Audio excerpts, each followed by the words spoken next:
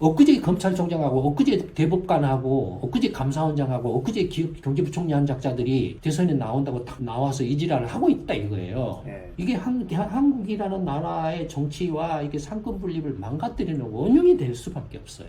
예. 이 사람들 중에 대통령이 나와버리면 네. 다음에는 난장판이 될 거예요. 법원이고 검찰이고 정부 관료고 다 이제 대통령 하려고 그냥 다 쇼를 할 거예요. 전부 다. 예. 이게 가장 심각한.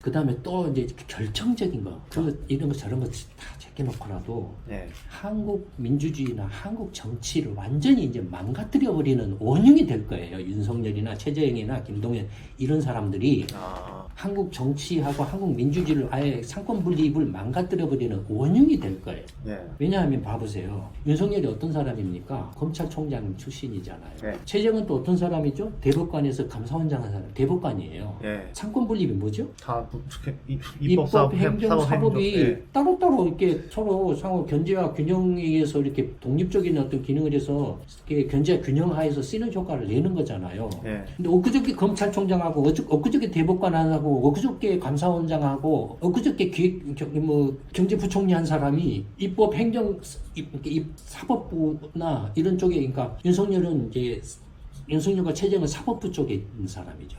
예. 그다음에 김동연은 행정에 있는 사람이죠. 이런 사람들이 그냥 바로 태어나서 대통령 하겠다라고 하는 거예요. 예. 그러면 만약에 윤석열 씨나 최재형 씨나 김동연 씨나 이런 사람이 대통령이 됐다고 칩시다. 예. 그럼 그 다음에는 어떻게 될 것 같아요? 더 많이 검찰이나 법원이나 판사들이나 검사들이나 이제 행정 쪽의 정부 관료들이나 네. 어떤 행태를 보일 것 같아요? 저놈도 대통령 해먹어? 다 자기가 하겠다.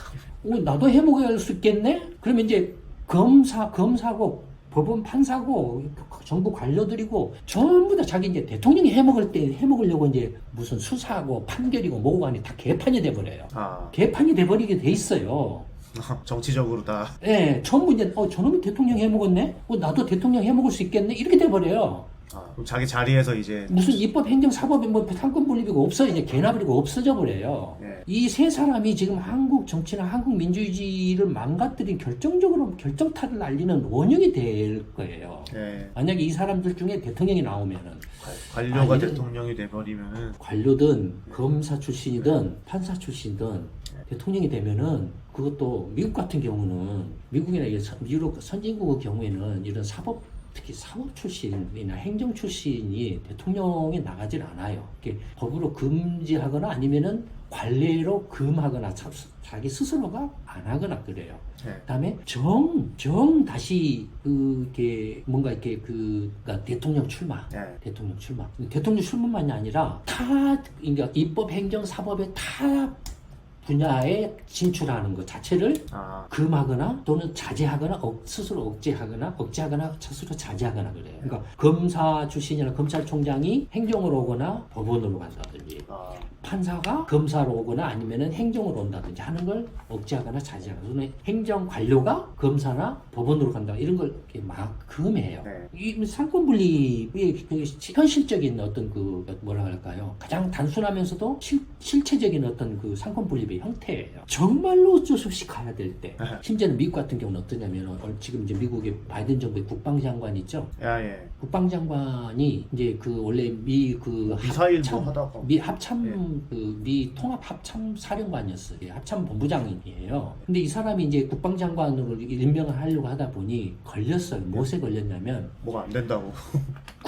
미국은 군대는 정치 중립이에요. 예. 정치 중립을 지켜야 된다라는데 그러면 정치 중립에서 벗어나서 뭔가 이렇게 행정이나 이런 쪽, 그러니까 국방장관이나 이런 걸 할 수도 있죠. 우리가 상식으로 생각해 보면. 예. 그런데도 불구하고 정치 중립이에요. 국방장관 하면 당연히 대통령의 통수 지휘를 받아야 되기 때문에, 대통령의 지휘를 받아야 하기 때문에 예. 정치적인 행위를 한다 이거예요. 예. 근데 군은 절대적으로 정치 중립적이어야 된다라는 거예요. 예. 그러니까 군 출신이 그런 데로 가면 안 되는 거예요. 근데 이 사람이 이제 그래서 어떤 규정을 놨냐면은 7년이 지나야만 7년. 군에 몸을 담았다가 7년이 지나야만 이제 그런 국방장관이나 이런 데 갈 수가 있다. 이런 규정이 있어요. 심지어 상권 분립이 아닌데도 그래요.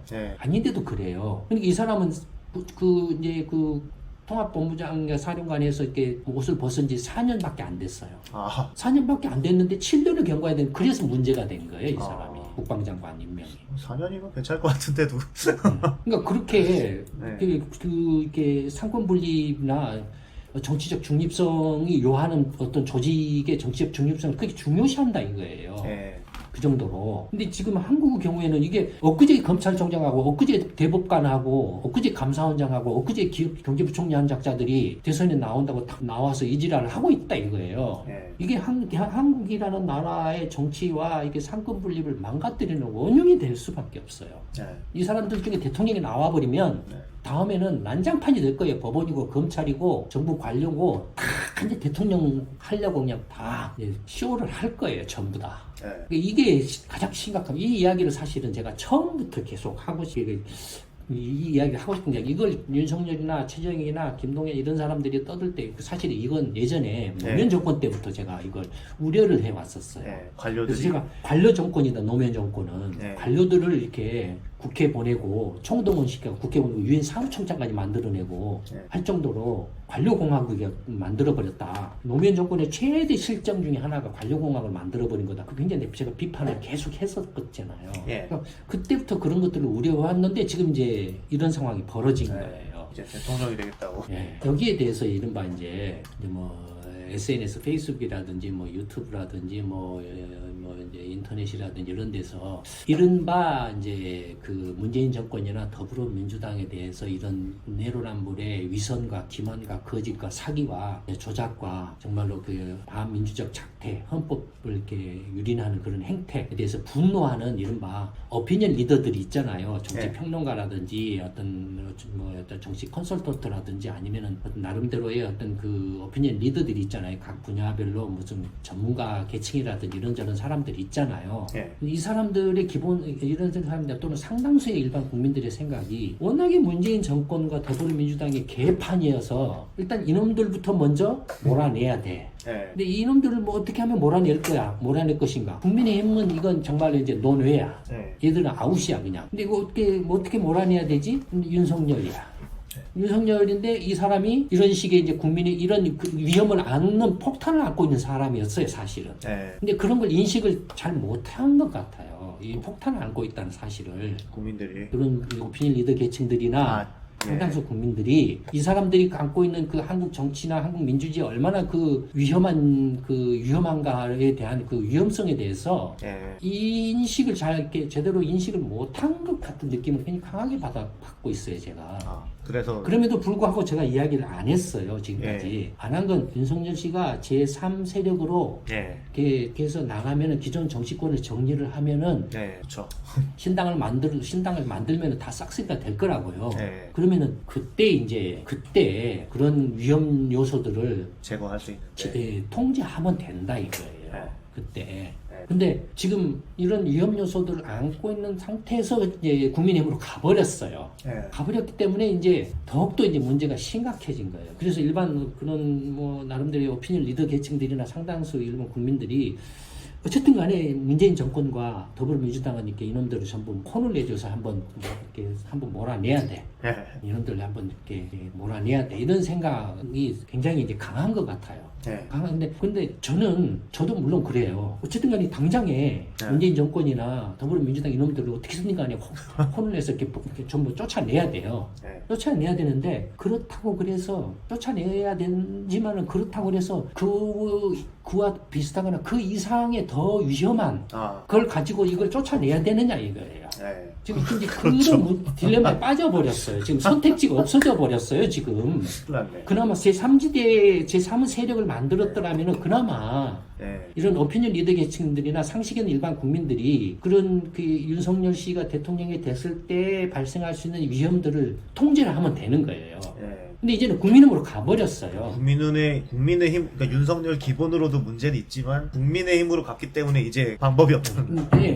이제는 또 이제 회전문식으로 가버린 거예요. 똑같이. 회전문식으로 간 데다가 더욱더 이제 이렇게 위험 폭탄을 담은 회전문식으로 이제 그러니까 하나의 쓰레기를 치우기 위해서 또 다른 쓰레기로 지금 이제 그걸 갈아치우겠다라는 그런 이제 어처구니 없는 상황에 빠져버린 거예요. 한국 사회가 지금 한국이. 그래서 제가 계속 이야기를 했잖아요. 아니 도대체 이 각계각층의 전문가 집단들이나 오피니언 리더 계층들이 재주가 없는 것도 아니고 능력도 다들 뛰어난데 네. 왜 자기들보다도 능력이 모자란 엉터리 사기꾼 무능력자나 정말로 엉터리 말도 안 되는 그런 사람들을 무슨 대통령이네 뭐 국회의원이네 장관이네 뭐네 하면서 그거 해석하고 중계해주고 있냐 이거예요. 죽일놈 살릴놈 하고만 앉아 있냐 이거예요. 자기들보다도 못한 사람들을 싹 갈아치우고 자기 좀 뜻 있는 사람들 모여가지고 제3 세력을 만들어서 갈아치워버린 것이 가장 빠르고 확실한데 제대로 나라를 경영하면 되는데 그 재주 있는 사람들이 나서서 왜 그 엉터리 같은 사람들을 그냥 대통령 까미네 아니네 뭐 이렇게 해석이나 하고 있고 해석이나 하고 있고 뭐 이렇게 말도 안 되는 중계나 하고 있고 그러면서 나중에 잘하네 못하네 죽일 놈 살릴 너 그럴 거라고 내 생각 안 했는데 내 속았네 어쩌네 이런 소리는 하고 있다 이거예요. 네. 이게 정말로 이렇게 저는 이렇게 어처구니가 없고 좀 황당하다. 헛똑똑이라고 제가 계속 지금 이야기를 하잖아요. 네. 아니 페이스북이나 유튜브나 이런 데서 몇 마디 이렇게 엉터리 사기꾼 그 쓰레기 같은 사람들 뭐 욕하고 뭐 하는 글을 올린다라고 그래서 이렇게 자기 만족하고 하면 돼. 그렇다고 해서 그럼 한국이라는 나라가 좋아지냐 이거예요. 네. 그리고 그 사람들이 무슨 개과천선해서 뭐 이렇게 달라지냐 이거예요. 그렇죠. 애초부터 없는 제주에 어째부터 그런 그 쓰레기들인데. 그러니까 이게 참 어처구니가 없어요. 지금 상황이 그렇게 돼 버렸어요. 그러니까 다시 한번 그 오피니언 리더 여러분들이 이 문제를 다시 한번 좀 진지하게 생각을 해야 돼요. 지금. 네. 이게 그냥 문재인 정권이나 더불어민주당이 정말 말도 안 되게 제가 첫 번째 말씀드렸던 것처럼 개판을 쳐서 분노로 그걸 갈아치워야 된다. 어떻게든 수단과 방법을 가리지 않고 갈아치워야 된다고 한다 한들 또 다른 쓰레기로 갈아치운다라고 한들 네. 더 개판이 될 수밖에 없어요. 네. 쓰레기가 더해진 꼴이 돼버린 거예요. 그죠.